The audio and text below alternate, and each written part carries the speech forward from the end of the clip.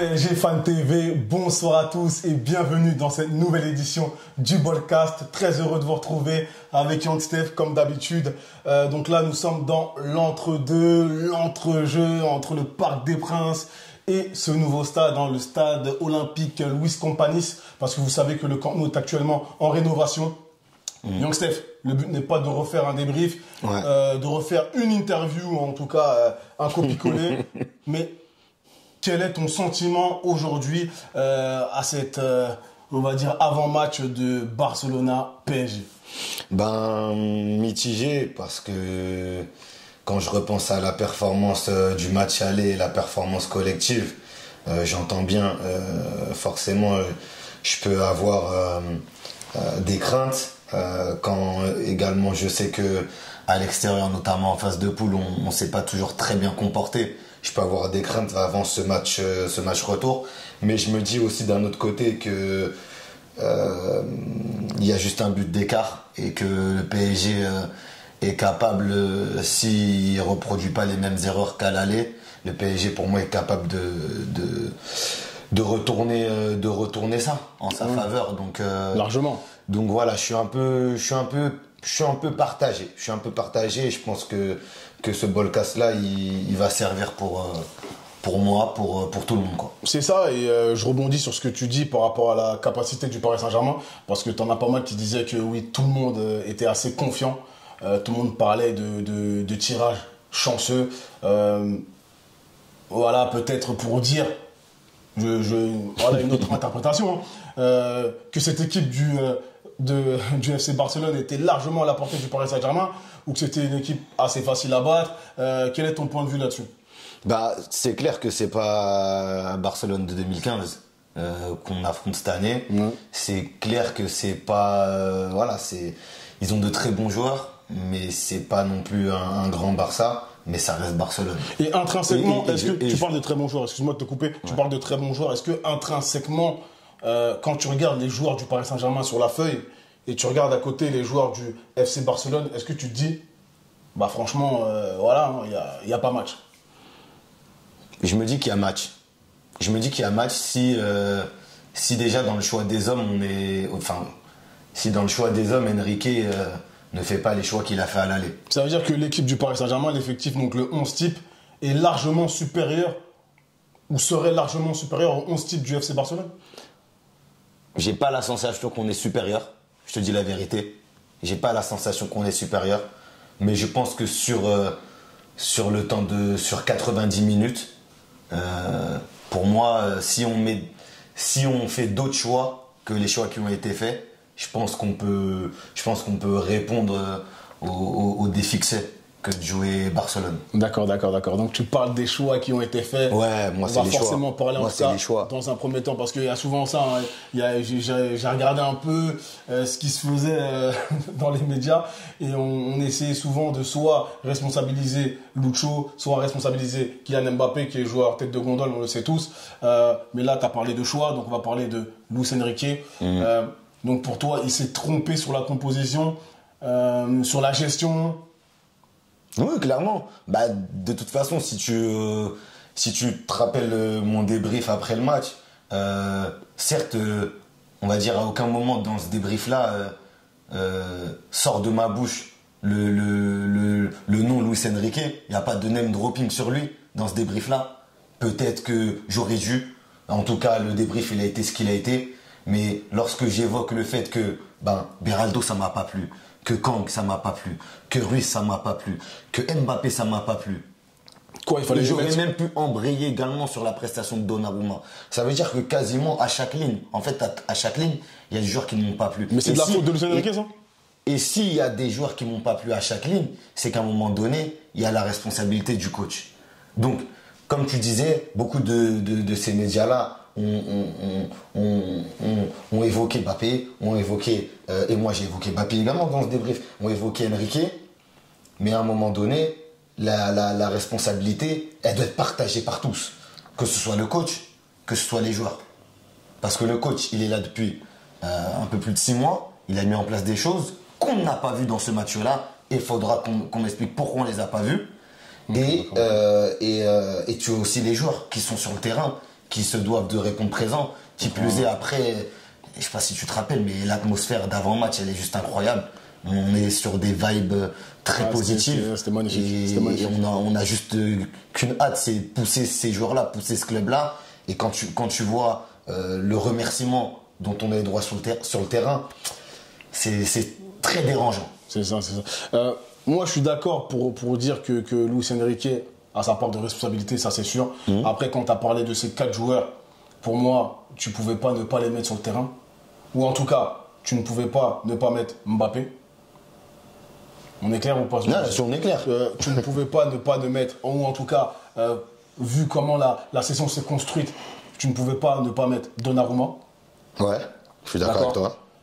Bon, tu as parlé de Beraldo également. Ah, c'est discutable. Beraldo, c'est discutable. On aurait pu, oui. Non, avec Beraldo, il y a quelque chose à faire, même si il avait montré de belles choses avec Hernandez, hein, parce que c'était pas la première fois qu'ils étaient associés dans cette charnière centrale.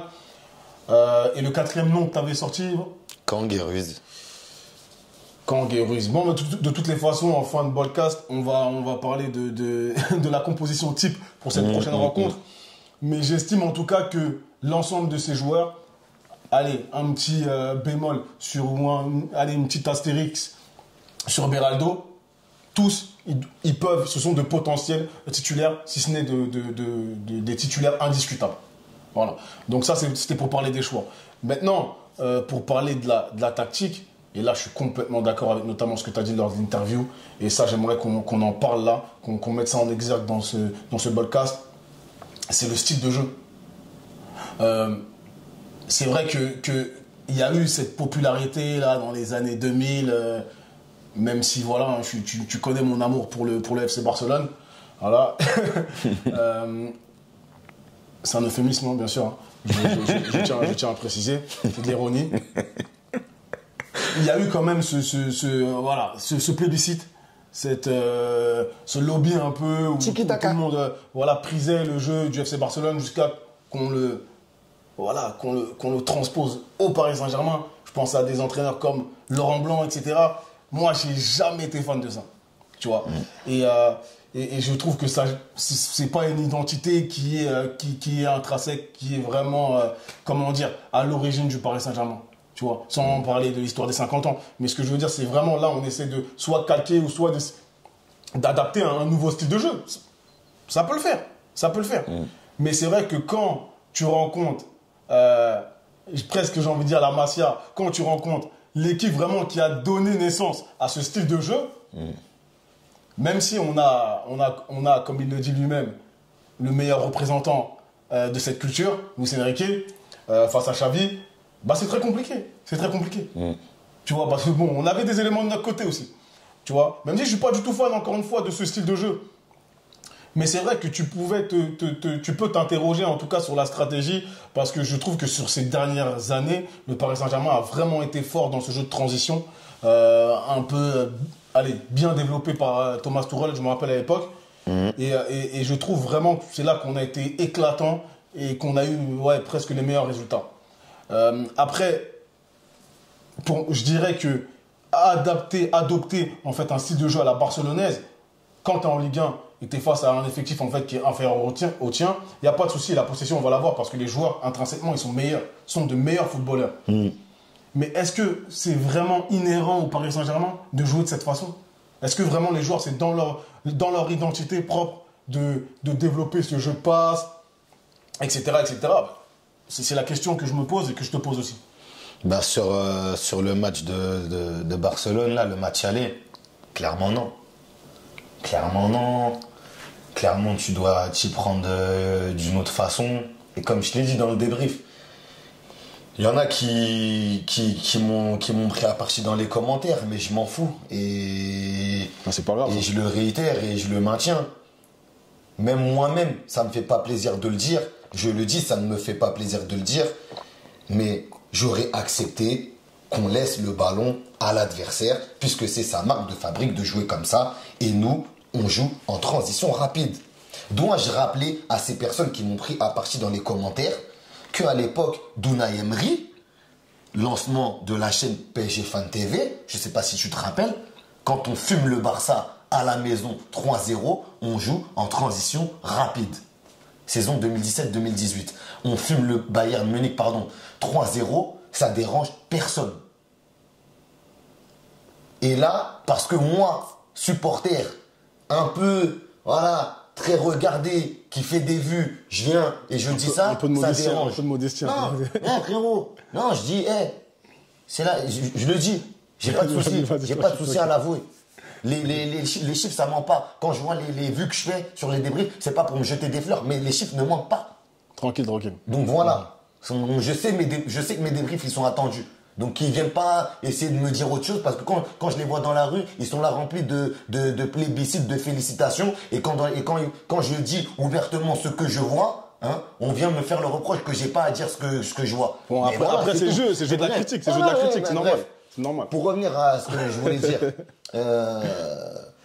voilà, pour moi, il y avait une autre stratégie à mettre en place. Fallait jouer en transition rapide. T'as Mbappé, t'as Dembélé, peut-être mettre Ramos sur le terrain. Ramos qui était sur une très bonne dynamique en termes de performance, en termes de but, en termes de rendement également sur le terrain, en termes d'attitude. Donc peut-être qu'il fallait jouer en transition avec ce point d'ancrage qui aurait été Ramos. Et puis qui libère les espaces pour Dembélé et Mbappé. Mbappé qui n'a pas fait un bon match, peut-être on en parlera après. Ouais, c'est sûr. Point d'ancrage comme a su le faire Lewandowski de l'autre côté, qui a fait sortir plusieurs fois de sa ligne de défense un certain Beraldo, qui s'est retrouvé complètement aux fraises avec un Lucas Hernandez qui n'a pas su gérer les courses de Rafinha. Donc peut-être qu'il aurait fallu qu'on joue comme ça. Au final, on a fait le choix de jouer la possession, puisque c'est le style prôné par Luis Enrique, avec un milieu de terrain qui... Et on a gagné la possession. Oui, au niveau des stats, pour le coup, c'était clair. Oui, net. Mais au final, qui a dicté le vrai tempo du match? Je suis d'accord. C'est le Barça. Qui a été le plus incisif, même si ils avaient certes pas beaucoup le ballon. Ils ont surpris beaucoup de monde également, et moi le premier au parc, à avoir cette attitude au niveau du jeu sans ballon. Mais au final, c'est eux qui ont dicté le sort du match. Parce que c'est eux qui se sont procurés, quand tu regardes bien, les meilleures occasions. Quelque part, la victoire, elle est pas volée. Peut-être on aurait mérité de faire 2-2. Mais largement. Mais quand tu vois la quantité d'actions qui se sont procurées, tu peux pas leur reprocher aussi d'avoir gagné. Non, parce que ça pouvait basculer d'un côté comme de l'autre, mais je trouve qu'il y a des faits, on a vendangé pas mal et que voilà, avec plus d'efficacité, le match on plie.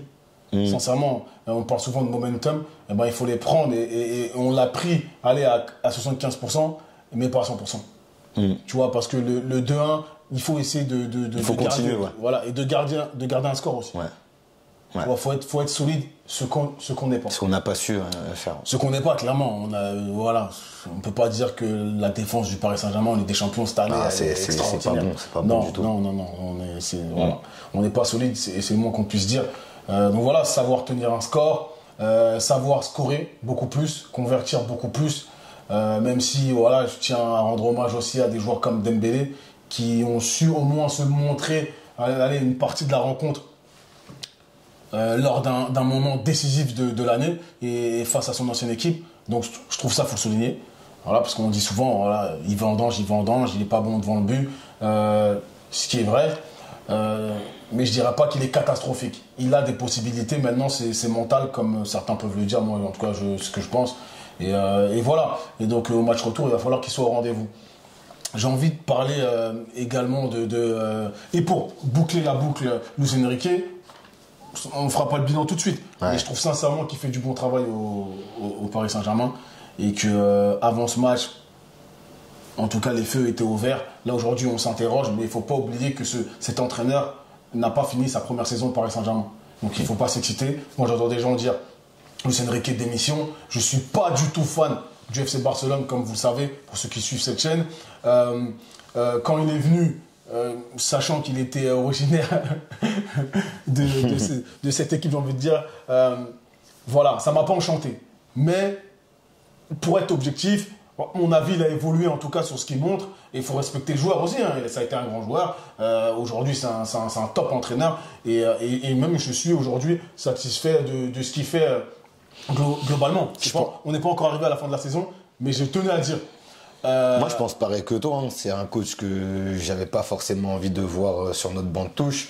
Et mon âge aussi, il a évolué avec les mois de compétition qui se sont succédés. Et ouais, on va dire que je trouve qu'il fait quand même du bon boulot. Par moment, j'ai pu, sur certaines journées de Ligue 1, sur mes débriefs, j'ai pu par moment chipoter sur 2-3 détails. Mais en vrai de vrai, le gars, pour le moment, il est parti pour faire un doublé coupe championnat. On est en quart de finale de Champions League, on n'avait pas joué ça depuis 3 ans, si je dis pas de bêtises. Après, moi, sur le match aller contre Barcelone, forcément, j'ai des interrogations sur quel était le plan de jeu. Est-ce qu'il y avait des titularisations comme celle d'Asensio, comme celle de Kang, qui étaient si justifiées que ça. J'ai plusieurs interrogations. Quel était le plan de jeu, encore une fois? Quelle était l'idée autour de la structure? Est-ce que c'était pas mieux de mettre Danilo? Est-ce que c'était pas mieux de faire démarrer Warren? Est-ce que c'était pas mieux de faire démarrer également Manuel Ugarte? Mais bon, Manuel Ugarte, j'ai comme l'impression que Lucho Enrique, par rapport au fait qu'il veuille de la possession, n'est pas fan des relances de Ugarte et quasiment depuis le début de l'hiver, il l'a fait sauter un petit peu de ses plans. Donc, mais quand tu vois le match et le peu de répondants qu'on a eu au milieu et quand tu vois Kang et Ruiz qui sont un peu sur la même ligne, qui laissent un petit peu tout ce travail de sap défensif à Vitinha qui devait tout faire. Est-ce qu'il fallait peut-être pas articuler ton milieu d'une autre façon? Donc voilà, moi, mes interrogations, elles sont là-dessus. Mais une fois qu'on a dit ça, on parle que d'un match. J'espère qu'ils vont se rattraper. Et pour ce qui est du restant de la saison, jusqu'ici, Enrique fait du bon boulot. Faut être objectif. Très bien. Et on va, terminer ce podcast, notamment avec l'équipe type, voilà, que tu souhaiterais voir avec les réalités d'aujourd'hui. Hein.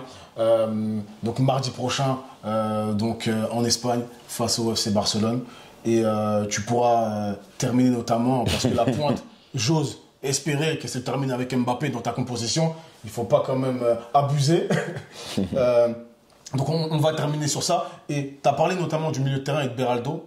Tu vois, et là je passe une petite dédicace à un ami proche qui s'appelle Harry et qui m'a parlé notamment du fait que Beraldo, son meilleur poste ou le poste où vraiment il s'épanouirait, ça serait dans ce milieu de terrain où il a des qualités de relance courtes, longues et il le verrait dans cette zone-là du terrain. Mais il doit muscler son jeu, il est pas assez bagarreur. Ce que je veux dire, on va pas commencer à jouer les chimistes et les scientifiques là, non, pas aujourd'hui. Mais je tenais à le dire, c'était la petite dédicace parce que j'ai trouvé ça vraiment intéressant. Sincèrement. Tu vois, souvent on est bloqué sur des postes, mais voilà, Marquinhos, voilà, c'est ce que j'en pense. Donc, je t'écoute sur ta composition pour le match futur. Donnarumma, malgré qu'il ait montré beaucoup de signes de fébrilité à l'aller. Comme très souvent. On semblait rassuré par rapport aux dernières prestations en Ligue 1. Hein, j'ai en mémoire ce match à Louis II où il en sort pas mal, hein, le match à Monaco, hein, début mars. Mais ouais, je repars avec Donnarumma parce qu'il faut pas tuer le mental du gars quand même. La confiance, je sais pas, parce qu'il a pas fait preuve de grosse confiance en tout cas à l'aller pour nous mettre dans une telle panade, notamment sur le 3e où il doit intervenir. Donc ouais, Donnarumma dans les buts. Hakimi qui revient de suspension à droite, côté gauche Nuno Mendes bien évidemment. Dans l'axe, je te dirais axe gauche, parce que là faut être bien précis, tu vois. Axe gauche, Lucas Hernandez, hein, ok. Axe droit, Marquinhos. Beraldo, tu me sors Beraldo du 11. Il sort de 2 très mauvais matchs du coup avec le Paris Saint-Germain à 10 jours d'intervalle quasiment. Le Classico au Vélodrome où il est pas si impérial que ça avant de prendre le rouge.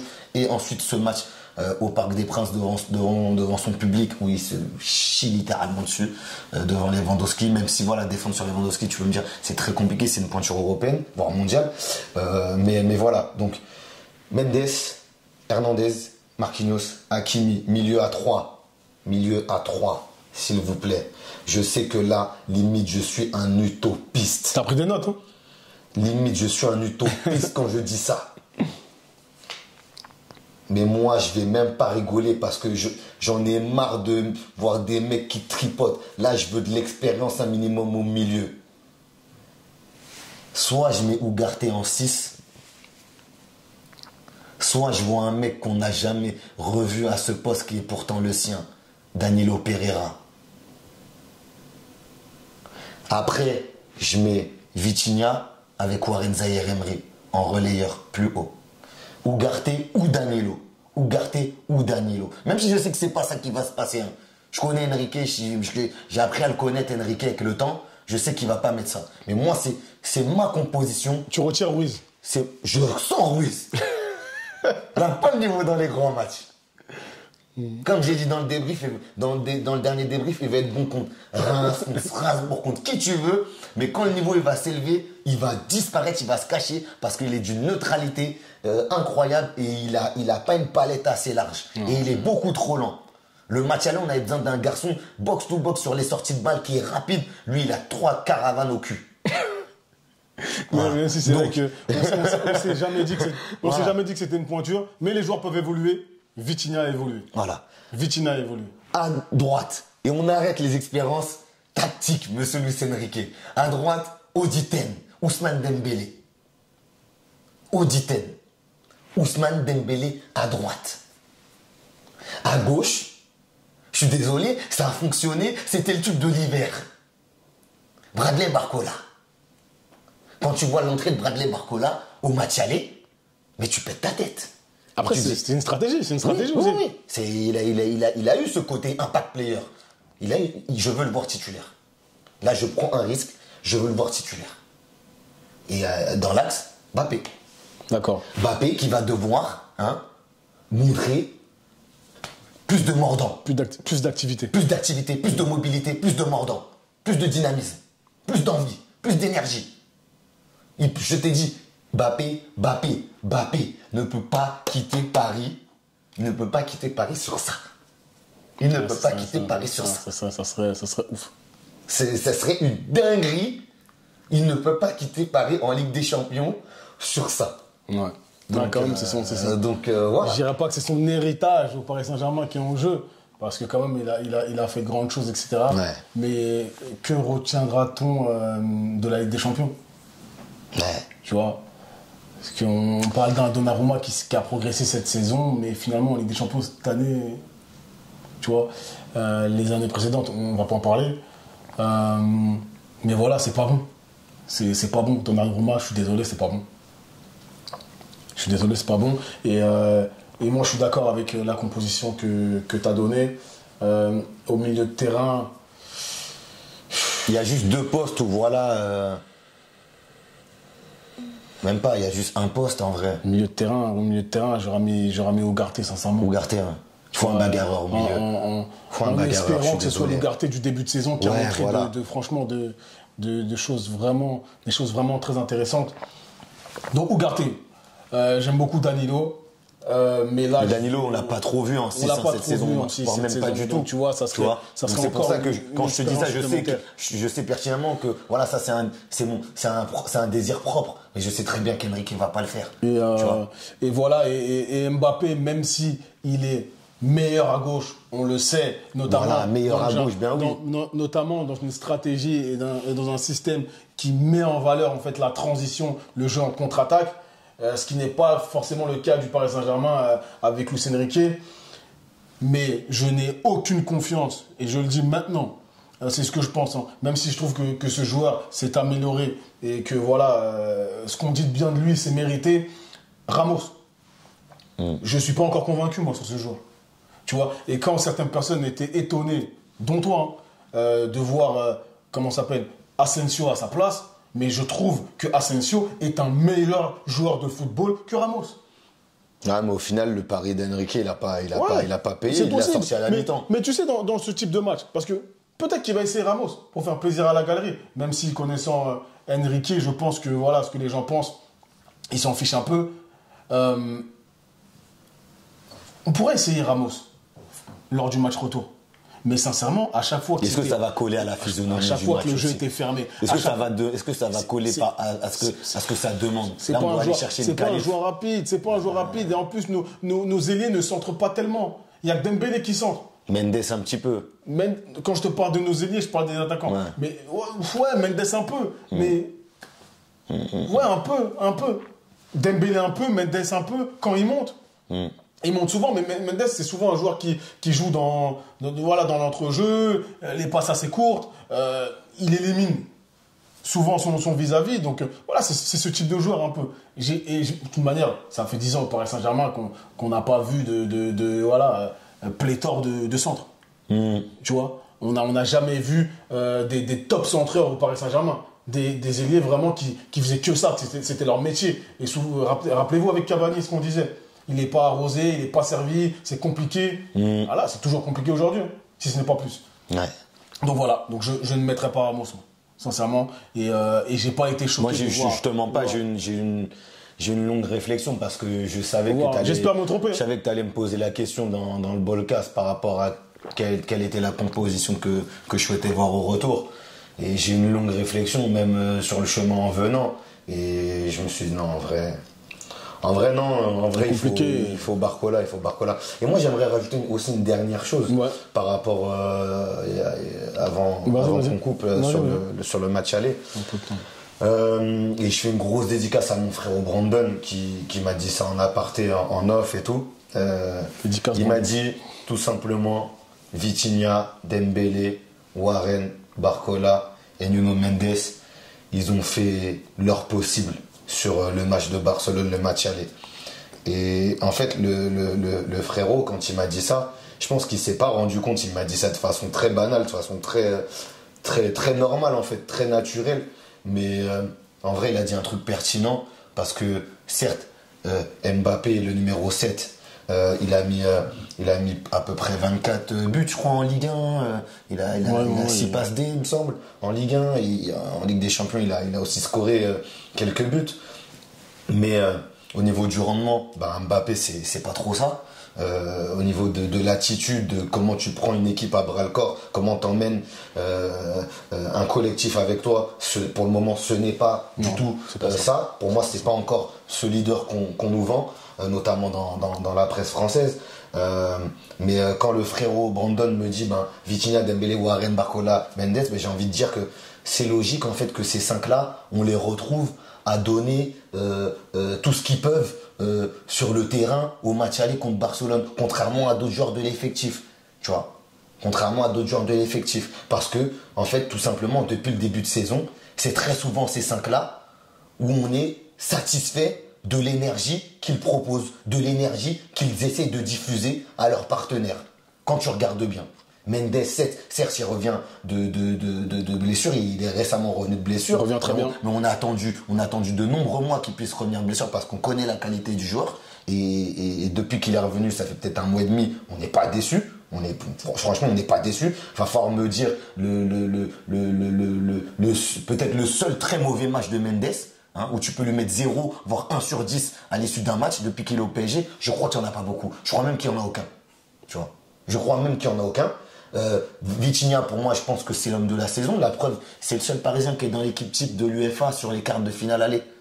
La prestation de Vitinha, comme je dit dans le débrief également, c'est le seul qui a tenté des choses, qui a été un peu au four au moulin, qui a tenté d'apporter un peu de vie dans cette animation offensive et même dans l'animation défensive du Paris Saint-Germain. Dembélé. Et grand hommage aussi à Vitinha. Voilà, moi, je suis pas un joueur. Enfin, je suis pas un joueur. C'est pas ce que je voulais dire. Je suis pas fan du joueur de base. Mais cette saison, il a passé quand même quelques steps. On a dit là dans les stats qu'il avait le même nombre de buts que Verratti au Paris Saint-Germain. Ouais, c'est en 2-3 saisons. Ouais, donc ça, c'est des choses qui parlent. Ouais. Et voilà, il faut lui rendre hommage. Comme tu l'as dit, c'est un joueur qui a toujours, en tout cas, montré de l'envie. Et il progresse. Et Dembélé, pour continuer, Dembélé, je dis rien parce que je sais que tu dis la vérité. Dembélé, pour continuer, la plupart des mouvements, même si bon, sur ce match de Barcelone, c'est un peu plus compliqué, mais le nombre de déséquilibres qu'il va créer, les décalages qu'il va créer, les avant-dernières passes, les dernières passes, voilà, Dembélé, pour toutes ces raisons, le frère Brandon, il a encore une fois raison là-dessus. Warren, pour la projection, le fait de se battre, tu sens que voilà, il y a cet ADN Paris Saint-Germain qu'on n'avait pas l'année dernière, notamment avec l'effectif de l'année dernière. Tu l'as retrouvé avec Warren. Donc c'est pas étonnant qu'il soit dans peut-être les 5 moins pires parisiens mercredi. Et après Barcola, parce que depuis qu'il est là, beaucoup avaient des réserves. Est-ce que c'est peut-être pas une marche trop haute pour lui? Lui, il sort que d'une demi-saison avec Lyon, une dizaine de passes D, ok, mais juste une demi-saison avec Lyon. Et au final, le petit, il est là, il enchaîne les minutes, il a pu enchaîner les titularisations l'hiver dernier, enfin cet hiver, et on a vu que on s'est pas trompé. Il y a un vrai talent, il y a vraiment quelque chose avec ce gars-là. Peut-être qu'il a tergiversé à un moment donné sur le match aller, où il devait peut-être en conclure une des deux qu'il a eu, mais entre les pieds. Mais ouais, Brandon là-dessus, il a totalement raison. En fait, Très bien. C'est les seuls qui nous manquent très rarement de respect. En tout cas, nous les supporters. Très bien, bon, on va clôturer sur ça. Donc, confiant pour le match prochain? Compliqué. On donne un pronostic ou pas? 3-1 Paris. 3-1 Paris, waouh. Donc, c'est 2 buts d'écart pour qu'on se qualifie. J'ai envie de dire. Pour qu'on se qualifie, c'est à 2 buts d'écart. Là, je sens, comment dire, je sens le côté supporter qui parle, là. Ouais. Tu vois, oui, c'est mon équipe. Lucide. C'est mon club. C'est mon club, j'ai pas envie que ça se casse encore la gueule, j'ai pas envie qu'on vienne se foutre de ma gueule encore une fois. Donc, 2 buts d'écart. Donc, écoute, je vais, allez, je vais me laisser emporter par ce truc aussi. Non, parce que moi, je me dis que Mbappé, vraiment, voilà, c'est quasiment peut-être ton dernier match en Ligue des Champions avec le Paris Saint-Germain. C'est peut-être ton dernier match en Ligue des Champions avec le Paris Saint-Germain. Il faut faire mieux que ça. Il faut faire mieux que ça. Donc, on a confiance en Mbappé parce que voilà, de toute manière, son talent parle pour lui. Il n'y a pas de problème. Allez, je vais encore dire que... mais est-ce que tu le penses vraiment aussi? Toi aussi, faut le penser vraiment là, si tu le dis. Faut pas aller dans le sens... Non, mais je pense vraiment que c'est un des meilleurs joueurs du monde. Non, mais le prono que tu vas lâcher, faut pas que ce soit parce que je t'ai influencé ou quoi. Non, mais j'allais pas dire... Si tu sens que Paris va rien faire, dis-le. Non, mais attends, je te dis... tu sais pourquoi je pense vraiment pas que Paris ne va rien faire? Je pense que Paris va faire quelque chose parce que pour moi, le match, on pouvait le gagner. Là. Tu vois? C'est vrai qu'en 5 minutes, on les avait quand même retournés. Pour moi, je n'ai pas vu un Paris Saint-Germain supérieur au FC Barcelone. Mais je n'ai pas vu un FC Barcelone supérieur au Paris Saint-Germain. Également pareil. Tu vois? Donc je sais. J'ai vu un Barça très scolaire. Je sais que tout est possible. S'ils l'ont fait, on peut le faire, largement. Donc, je pense réellement qu'on peut gagner. Mais il faut juste gommer ses fautes individuelles et personnelles. Ouais. Donnarumma, arrête. Ruiz qui se retourne et qui dit à ses partenaires, vous m'aidez pas, machin. En fait, sur le premier but de Rafinha à la 36e, ces attitudes-là, on veut pas voir ça. Parce que pendant que Ruiz il était en train de râler, le jeu continue de se dérouler. Il faut rester focus, il faut rester concentré. Et si tu regardes bien, regarde les buts qu'on doit mettre, nous. Tu vois, ça veut dire qu'on nous donne rien. On nous donne rien. Et ça, faut commencer à le souligner. Les buts, en général, que le Paris Saint-Germain score, en tout cas, voilà, pour la première rencontre là, au Parc des Princes, on a dû aller les chercher. Le problème, c'est qu'en face, ils reçoivent des offrandes. Il y a carrément des passes décisives. Presque. Et tu vois, les gens, après, ils s'effondrent dès que Donnarumma il fait une mauvaise relance. Comme si, tu vois, c'était le début, tu vois ce que je veux dire, de la construction du but. Donc, il faut gommer ça. Ne plus rien donner. Et si le FC Barcelone veut scorer, il faut qu'il aille le chercher comme le PSG, tout simplement. Donc ton prono, c'est... Donc si on gomme ça, je pense qu'on a vraiment des chances de faire... Et je dirais, tu sais quoi? Je dirais 1-2 pour le Paris Saint-Germain et on s'impose en prolongation. On s'impose en prolongation. Ah, tu vois une ça. Ah ouais, moi je vois un truc serré. Je vois un truc avec de l'émotion, parce qu'il y en aura, hein, ça c'est clair. Et oui, on gagne en prolongation. Ok. Et dernière chose, et puis après on se dira au revoir là-dessus. Il y a un truc que moi j'aimerais souligner. Enrique, c'est sa première saison au club. Et, on a dit ça. Et mais on a dit voilà, il fait un très bon taf. Et c'est vrai que voilà, ils ont vraiment changé tout l'effectif. On est vraiment reparti avec un effectif vraiment totalement différent de ce qu'on avait les 2-3 dernières saisons. Une demi-finale européenne, ça serait quand même un beau socle pour pouvoir bien travailler par la suite avec ce coach-là. Donc c'est important. On dit ça comme ça, saison de transition, ouais, ok, mais en vrai de vrai, si tu arrives à faire le doublé Coupe Championnat et ensuite te retrouver en demi-finale de Champions League, c'est déjà, tu pourras même déjà dire voilà, c'est une très belle première saison pour cet effectif, pour ce club. Et puis voilà, c'est un bon socle, pour une bonne base de travail pour la suite. Donc voilà. Merci à toi. Merci à vous, chers abonnés. Donnez-nous votre avis parce que je sais que vos lèvres brûlent ou vos doigts, je ne sais pas, vos pouces. Allez, donnez-nous votre avis. On va vous lire. Qu'est-ce que vous pensez de la prochaine rencontre?